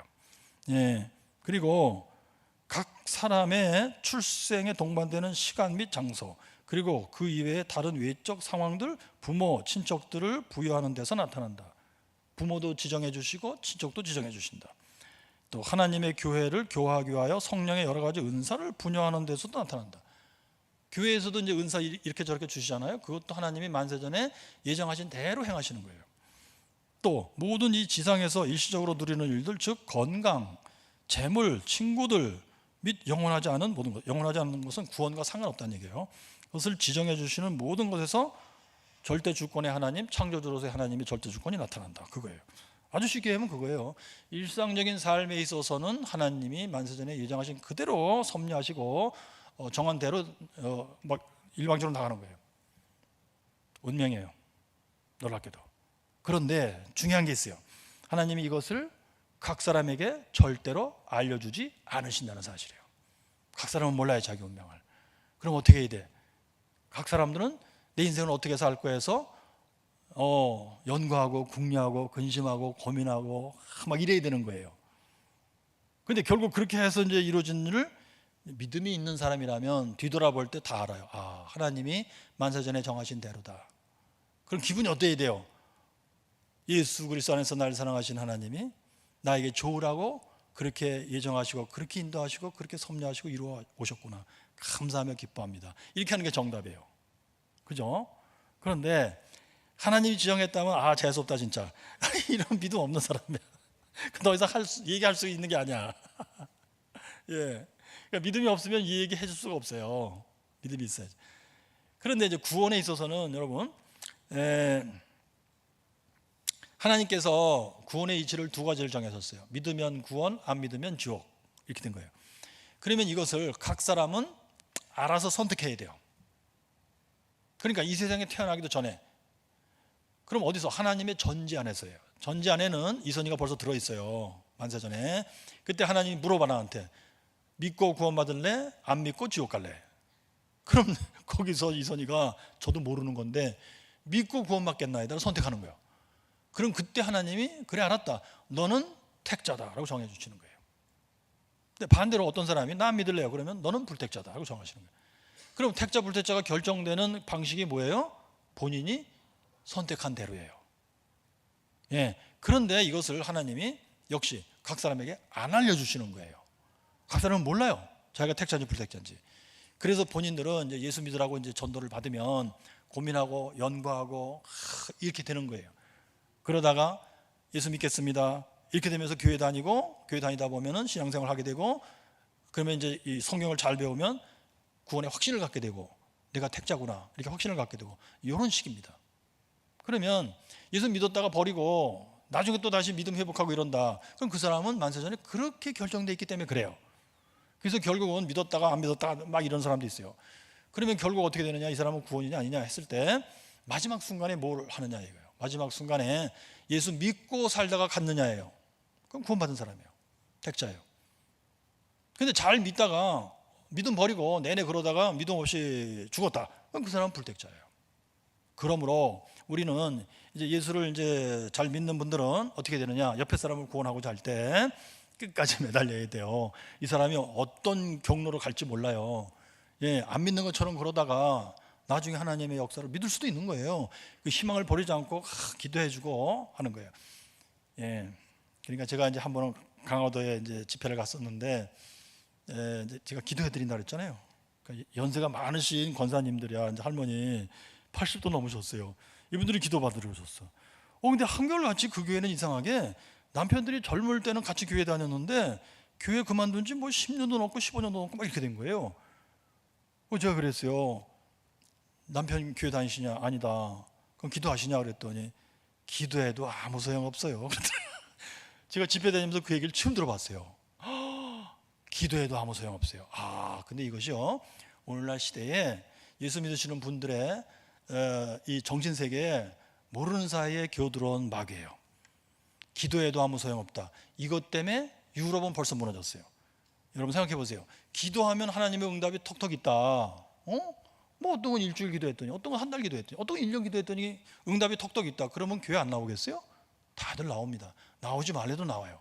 그런데 죽으라고 기도했는데 그럴싸한 응답이 없더라. 내가 5년 10년 했다, 20년 했다, 응답 없다. 내가 자식을 위해서 그렇게 기도했는데 우리 자식 지금 뭐하냐, 집에서 담배 피우고 있다 그냥. 그럼 교회 나오고 싶겠어요? 힘 빠져서 못 나와요. 그런데요, 성경을 잘못 읽으신 거예요. 여러분 보세요. 누가복음 18장에 예수님이 미리 말씀하셨더라고요. 하나님이 기도에 응답 잘 안 하신다. 어떻게 해요? 항상 기도하되 낭망치 말아라, 이렇게 돼 있잖아요. 그죠? 그러니 항상 기도하는데 낭망할 정도가 되면은 하나님이 어떻게 하신다는 거예요? 응답 잘 안 하신다는 거예요. 근데 그게 원래 하나님 하시는 방법이라는 거예요. 그래서 예수님도 겟세마네 동산에서 기도하시다가 3번까지 했잖아요. 그래서 내 뜻대로 마시고 아버지 뜻대로 하세요 그랬잖아요. 그게 누가복음 18장이에요. 항상 기도했어요 예수님이, 그죠? 그리고 낭망치 않은 게 이제 곧 이제 잡혀가야 되니까, 그랬을 때 예수님은 말씀하신 그대로 한 거예요. 낭망치 않고 이제 잡혀가시는 건데, 아마 가로 열고 이랬을 거예요. 내가 진작에 말했지 않냐. 그러실 줄 알았다. 여러분, 이걸 깨닫는 게 진짜 중요합니다. 그럼 뭐냐? 그럼 낭망치 말고 기도해야 되는 거예요 결국. 누가복음 18장을 따라서. 그럼 하나님이 응답하신다는 게 예수님의 그 스토리의 결론이에요. 들어주시더라. 구차노스 들어주시더라. 그럼 어떻게 해야 돼? 하나님이 구차노시도록 기도를 해야 된다는 뜻입니다. 저희 어머니가 평생에 집에도 거의 안 오시고 교회에서 주무시면서 기도를 하신 분이에요. 그래서 1년에 한 80명 정도 결신자를 내고 수십 년 그렇게 하신 분인데, 저기 방배동 경신감리교회라고요. 목사님이 그러시다고요 저한테. 은퇴하신 후에 저희 어머님인 조영애 권사님, 조영애 권사처럼 기도 그렇게 많이 하는 여자는 내가 처음 봤어. 저희 어머님의 기도 생활의 결론이 한마디예요. 하나님은 안 들어주실 것처럼 하다가 들어주신다. 그거였어요. 누가복음 18장이에요. 그걸 믿으시면은 교회를 안 나올 수가 없어요. 그죠? 어느 순간에 하나님이 들어주신다 이거예요. 어느 순간에. 예수님의 재림 약속하고 아주 비슷해요. 하나님은 그걸 좋아하시는 거예요. 자, 그래서요 여러분, 다시 웨슬리 목사님이 하나님이 왜 주목하고 역사하셨냐 할 때 예정이라고 하는 이 믿음이 굳건했던 거예요. 하나님은 미리 정하셨고 이것을 내가 믿음을 갖고 인정하고 들어가야 돼요. 일상적 생활에서는 그래서 범사 감사하며 기뻐하는 것이 답이에요. 그냥 인생이 내가 어떻게 흘러가든 상관없어요. 그리고 구원의 역사에 있어서는 누구든지 믿을래요를 선택해야 되니까 이걸 위해서 각 사람마다 나 믿을래요라는 말이 나올 때까지 작업을 해야 돼. 내가 이런 사람을 하나님이 좋아하시더라 이겁니다. 그 다음에 둘째가 이거예요. 자, 이제 아까 제가 낮 시간에 말씀드렸죠. 예수님이 이제 우리를 신부로 삼고 오실 신랑이야 예수님의 재림이에요. 이것을 아주 확고부동하게 믿어야 돼요. 하시락도 예수님이 오신다. 이게 제가 볼 때는 사실 믿는 사람들의 원대한 꿈이에요. 이 세상을 다 폐지하시고 웨슬리 목사님 그걸 알았더라고요. 물질세상 폐지한다 알았어요. 새하늘과 새 땅을 지으시며 예수님이 오신다. 그때 내가 예수님과 같이 어린 양 혼인잔치에 들어가서 3일째 하나님과 영원히 복락 가운데 살리라 하는 이 원대한 꿈을 갖고 있어야 돼. 이 원대한 꿈 앞에서 모든 것은 다 사소한 일들이에요. 그래서 내가 지금 일상생활을 살 때 웨슬리 목사님이 산 방식은 뭐냐, 시편 23편이더라고요. 내 잔이 지극히 작아요. 그래서 하나님이 부으실 때마다 차고 넘쳤던 겁니다. 제가 우울증을 한 6, 7년 앓다가 고침을 받는 순간이 오는데 그때 깨달은 게 이거였어요. 네, 시각장애인 그 미국 부부가 한국 남자아이 셋을 입양해서 키우고 여자아이 둘을 입양해서 다 시각장애인들이에요. 키우고 한 스토리인데 엘렌 가족 스토리라는 게 있어요. 유튜브에 나와요. 엘렌 가족의 스토리. 그걸 보던 중에 제가 이 사람들은 왜 시각장애인을 그렇게 키우면서도 그렇게 고생스러운 길을 가면서도 그 중에 딸 아이가 나중에는 이제 결혼도 하고 해서 한인들 앞에서 복음성가 부르는 장면이 있어요. 그때 그 아버지, 미국인 아버지가 눈을 감고 제 눈에는 그게 하나님의 착각 같은데 침을 좀 흘려가면서 너무 황홀한 그런 표정으로 그 노래를 듣고 있더라고요. 그때 제가 깨달았어요. 저 사람은 어째서 그 인생으로 볼 때는 형편없는 인생을 살면서도 불행한 인생을 살면서도 왜 저렇게 저 사람의 잔은 차고도 넘치는가. 근데 나는 우울증 걸려서 6, 7년 동안 고생하면서 내 잔은 왜 배짝 말라 있었는가. 예수 믿어도 인생이 왜 이렇게 힘듭니까? 그 질문도 나는 괴로운가 했을 때 보니까 내 잔이 너무 컸던 거예요. 하나님은 똑같이 부어주시는데 내 잔이 너무 크고 화려해서 10년 동안 나는 부흥사를 했나이다. 하나님이요, 교사하면서 부흥사했나이다. 하나님이 주신 예언의 은사 가지고 수도 없는 사람들 내가 기도해 줬나이다 하면서 내 잔이 너무 화려하게 돼 있었던 거예요. 그 잔을 지켜들고 하나님이 이 잔을 채우소서 했는데 하나님이 부어주시지만 채워지지가 않았던 거예요. 채워주시면 금세 말랐던 거예요. 그래서 제가 그때 깨달았어요. 맞다. 신앙의 위인들을 봤더니 공통점이 있는데 인생을 살 때 그들의 잔은 가급적 작았더라고요. 하나님이 똑같이 부어줬어도 그들의 잔들은 항상 넘쳤던 거예요. 이게 사도 바울이 그랬고 요한 웨슬리 목사님이 그랬어요. 네.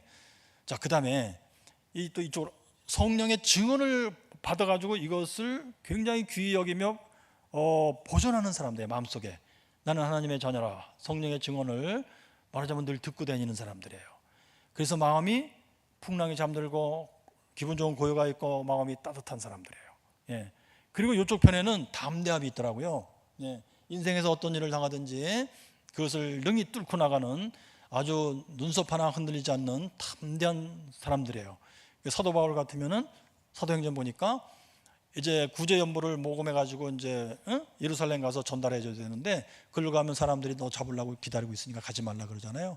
그럴 때 주 예수를 위하여 나는 내 목숨도 아끼지 않노라 하면서 가잖아요. 그죠? 그 대목이에요.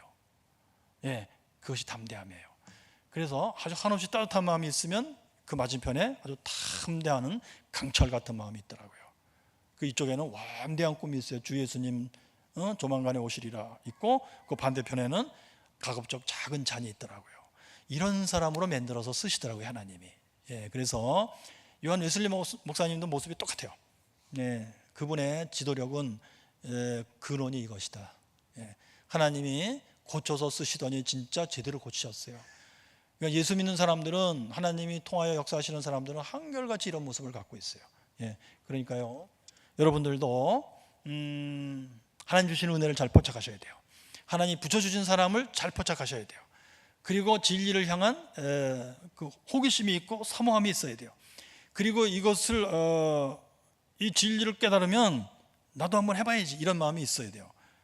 저는 옛날 분들이, 6.25 때 청년분들이 산에 올라가서 소문 하나 붙들고 막 기도하다 불 받았다, 이런 간증을 가끔씩 하셨는데, 제가 이제 박사 받고 와서 교수가 다시 돼서 원정수 권사의 간증을 듣는 바람에 제가 중생을 했고, 그 후에 방언 기도가 궁금했어요. 원정수가 그걸 그래서 뭐 6개월 동안 기도하다 방언 받았어요. 방언 기도하다 보니까 몸이 뜨뜻해져서, 아, 이러다 불을 받는 게 아닌가? 그래가지고 불 받으려고 제가 한 4, 5개월을 막 매일 저녁 나가지고 죽으라고 막 기도한 거예요. 예, 목숨 걸고 기도했어요. 그러던 중에 성령 세례의 체험을 하게 돼요. 제가 인생에서 처음이자 마지막으로 진짜 놀라운 환상을 보게 돼요. 그리고서는 곧바로 이어서 제가 간증을 내렸어요. 저희 집사람 신유의 역사가 좀 전에 있었거든요. 95년 동안 1년 동안 그 간증 다니고, 그 다음에 96년 1월 달부터 제가 부흥사가 된 거예요. 예, 하나님이 하시는 일은 대충 이런 순서를 따라서 하더라고요. 그러니까 여러분들도 교회에서 뭐 크거나 작거나 간에 지도하는 역할을 맡아서 이제 하실 때 그냥 맨입으로 안 돼요. 영적인 세계는 이런 게 있어요. 그래서 이제 진리를 좀 깨달으셨으면 옆에 사람을 붙여주시고, 야, 기도를 해봐, 방언 기도해봐, 야, 그리고 매일 저녁 나와서 기도해봐, 물사 들고 와서 기도해봐, 이럴 때 소리 듣지 마시고, 아, 그렇게 하는 게요? 나도 한번 해봐야지, 이러면서 나와서 하시면 하나님이 이쁘게 보시고 역사하시기 시작합니다. 그렇게 해서 여러분이 능력을 받으시고 하나님이 통하여 역사하는 사람이 다 되시기를 예수님 이름으로 축복합니다. 아멘.